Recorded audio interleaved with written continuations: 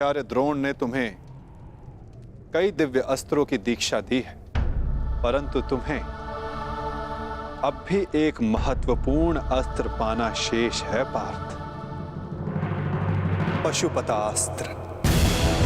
परंतु फिर से स्मरण करवाता हूं, मार्ग बहुत कठिन होगा और बाधाएं बहुत भयंकर। परंतु आपने ही कहा था ना माधव, यदि लक्ष्य कठिन हो तो मार्ग सरल नहीं होता। आज्ञा दीजिए माधव। यशस्वी भव।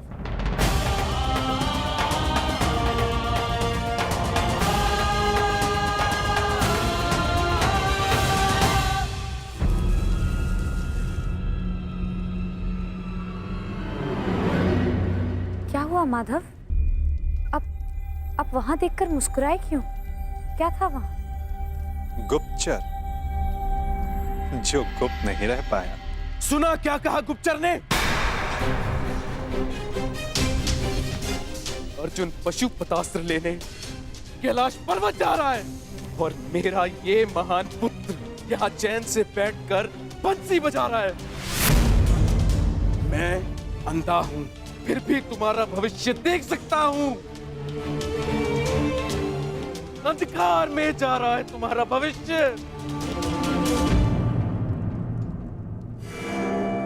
महाराज, आप व्यर्थ ही चिंता करते हैं। अर्जुन का कैलाश पर्वत पहुंचना सरल नहीं होगा। अस्त्र पाना तो बहुत दूर की बात है। अच्छा, तुम भूल रहे हो गांधार राज, अर्जुन बली है, हठी है, पराक्रमी है। यदि उसने वो अस्त्र पा लिया तो तुमने उसे रोकने की क्या व्यवस्था की है?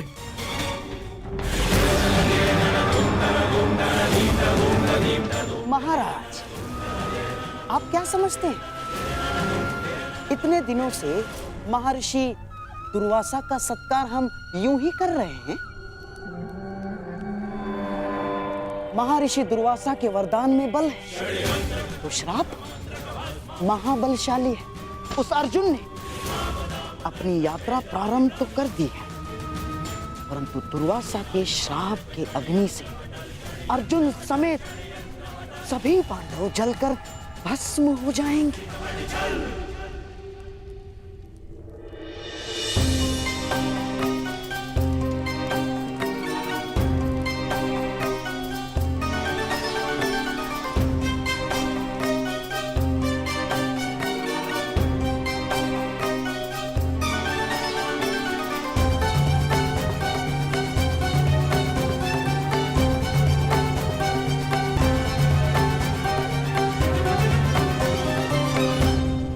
प्रणाम महर्षि। आशा करता हूं कि हस्तिनापुर के आतिथ्य से आप प्रसन्न हैं। अति प्रसन्न हैं गांधार नरेश। आपके भांजों के परिश्रम और सेवा से हम अत्यधिक प्रसन्न हैं। वरदान मांगो।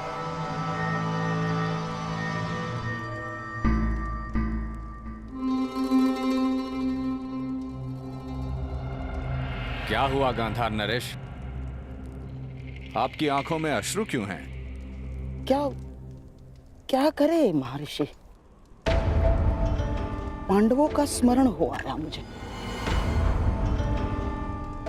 यदि यहां होते तो आपकी सेवा का सौभाग्य और महामुनि का आशीर्वाद प्राप्त कर सकते थे। परंतु महर्षि, आप यदि हमारे आतिथ्य से प्रसन्न हैं तो कृपया वन में जाकर मेरे पांडवों को भी आशीर्वाद देकर कृतार्थ करें।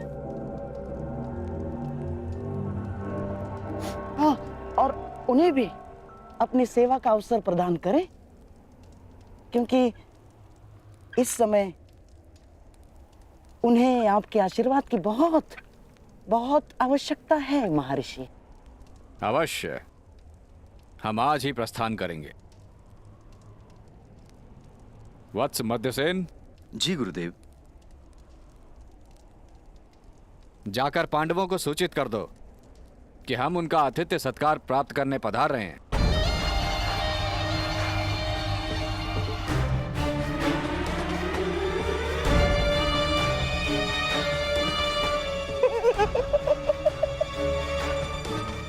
भूखे ब्राह्मण के श्राप से अधिक विध्वंस कुछ नहीं होगा दुर्योधन। और विशेषकर तब जब ब्राह्मण दुर्वासा जैसा हो, जिनका क्रोश और श्राप दोनों उनके वश में नहीं होते। बेचारा अर्जुन पशुपतास्त्र पाने से पहले दुर्वासा मुनि का शापास्त्र पा लेगा और उसमें भस्म हो जाएगा। अब तुम ही बताओ दुर्योधन, पांडव 10,000 शिष्यों के साथ दुर्वासा को भोजन कैसे कराएंगे?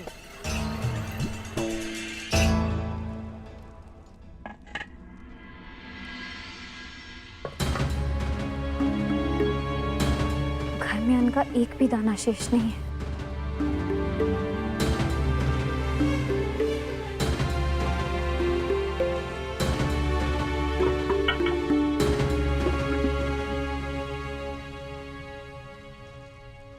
प्रणाम।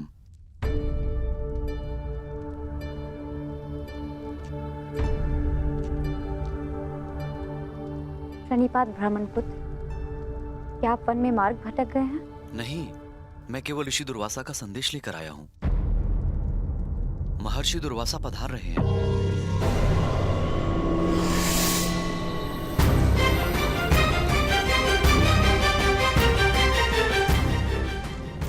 निवेदन है कि उनके और उनके 10,000 शिष्यों के सत्कार की व्यवस्था करें।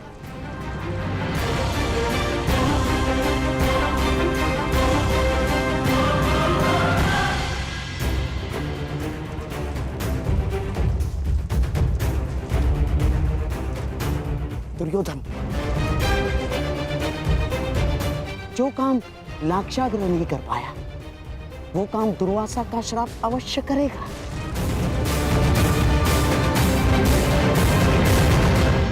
हे ईश्वर, घर में अन्न ही नहीं है। मैं कैसे उनका सत्कार कर पाऊंगी?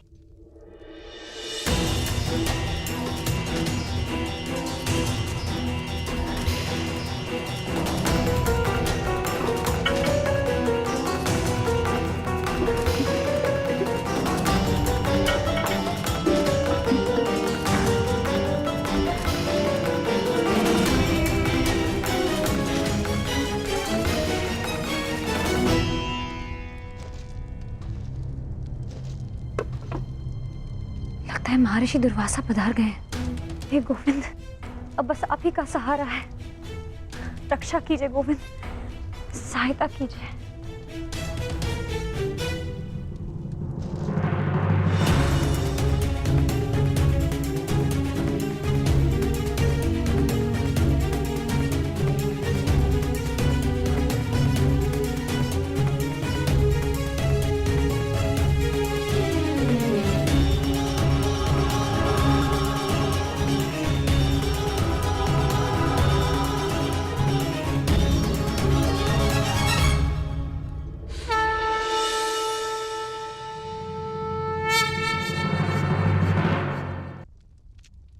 बहुत विकट समस्या में हूं गोविंद, रक्षा कीजिए।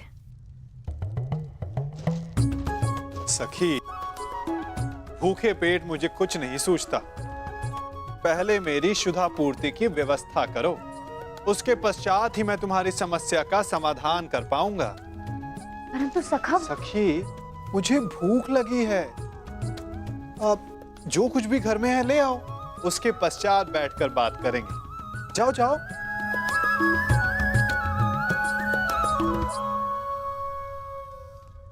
सखी, ऐसे क्या देख रही हो? तुम्हारा सखा भूखा है।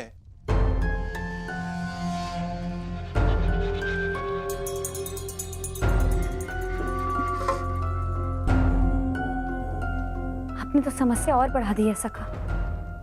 घर में अन्न का एक भी दाना नहीं है। असत, तुम कब से इतनी कृपण हो गई सखी? अपने सखा से भोजन छिपा रही हो? हटो, मैं खुद ही देख लेता हूं।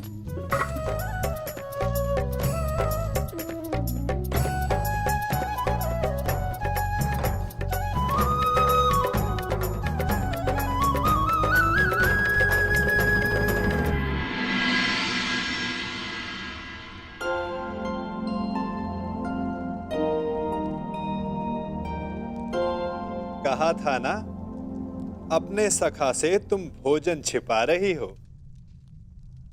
नारायणं नमस्कृत्य नरं चैव नरोत्तमं देवीं सरस्वतीं व्यासं ततो जयम् उदीरयेत्। नारायणं नमस्कृत्य नरं चैव नरोत्तमं देवीं सरस्वतीं व्यासं ततो जयम् उदीरयेत्।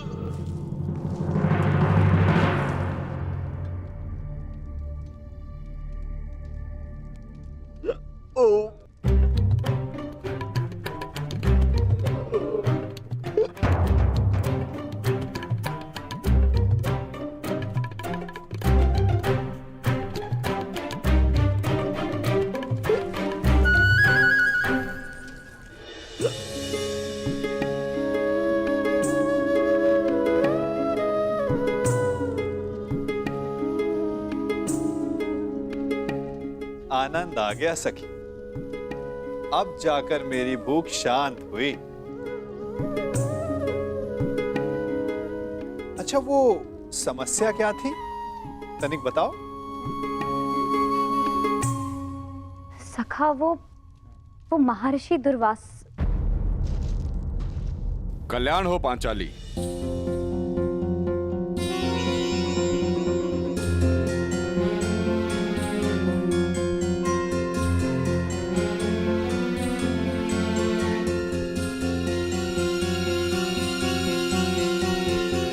प्रणिपात महर्षि। अखंड सौभाग्यवती भव।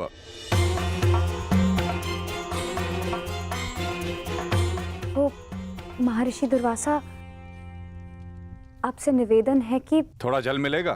जी जी जी।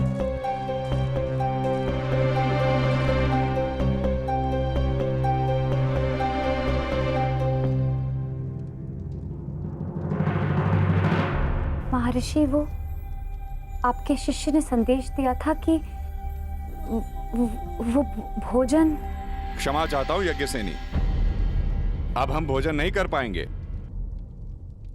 हमारा पेट भर चुका है। कष्ट के लिए क्षमा चाहता हूं।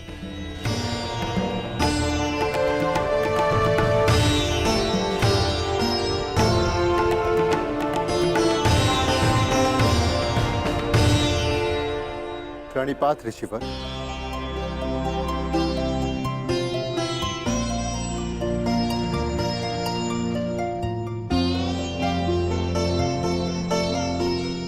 प्रणिपात महर्षि, आपका अचानक यहाँ आगमन? मुझे शकुनी ने कहा था मैं यहाँ आकर पांडवों का सत्कार ग्रहण करूं।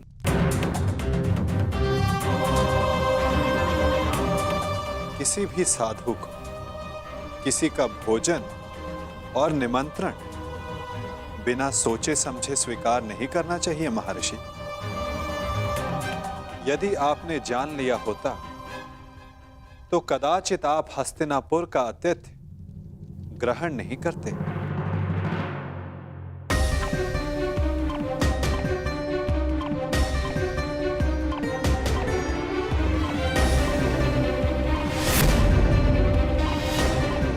जीतने वाला दूसरे के राज्य पर 13 वर्ष का अधिकारी हो और हारने वाले को 12 वर्ष का वनवास और 1 वर्ष के अज्ञातवास पर जाना होगा। उन कौरवों ने केवल तुम्हारे साथ ही नहीं, अपितु मेरे साथ भी छल किया है। छल करके उन्होंने मुझसे तुम्हें श्राप दिलाने की योजना बनाई। मैं उन्हें अभी भस्म कर दूंगा। नहीं ऋषिवर, आप ऐसा अनर्थ नहीं करेंगे। वरों का नाश करना हमारी प्रतिज्ञा है। तो मैं तुम्हें आशीर्वाद देता हूं कि तुम अपने प्रयोजन में अवश्य सफल होंगे।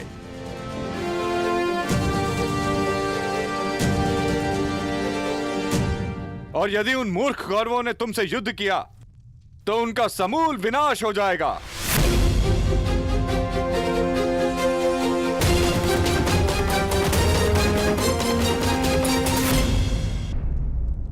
वाह शकुनी, वाह! क्या उत्तम प्रयत्न किया है तुमने। श्राप दिलवाने गए थे पांडवों को, वरदान दिलवाकर लौटे हो।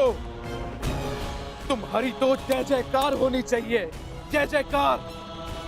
समझ में नहीं आता कैसे पांडवों से हस्तिनापुर की रक्षा की जाए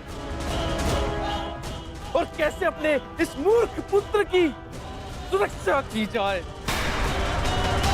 मैं बताता हूं कि क्या करना है।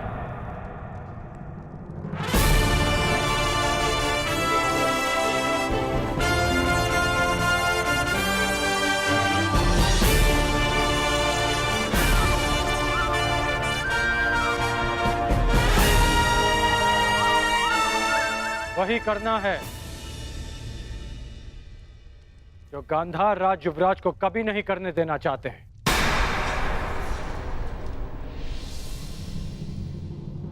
पराक्रम।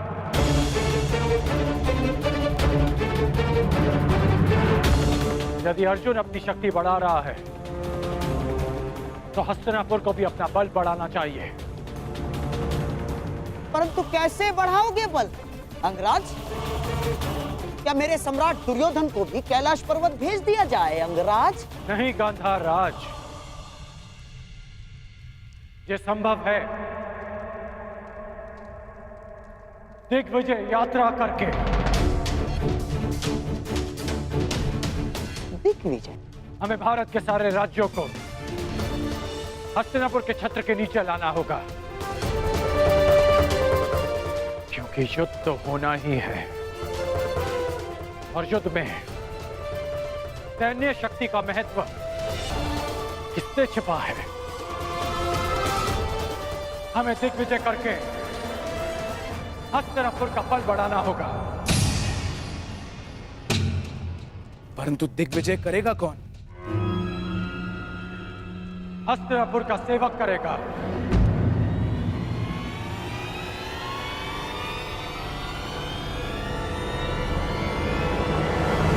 मैं करूंगा दिग्विजय यात्रा। यदि अर्जुन तपस्या से शक्ति प्राप्त करेगा तो मैं अपने पराक्रम से हस्तिनापुर का बल बढ़ाऊंगा।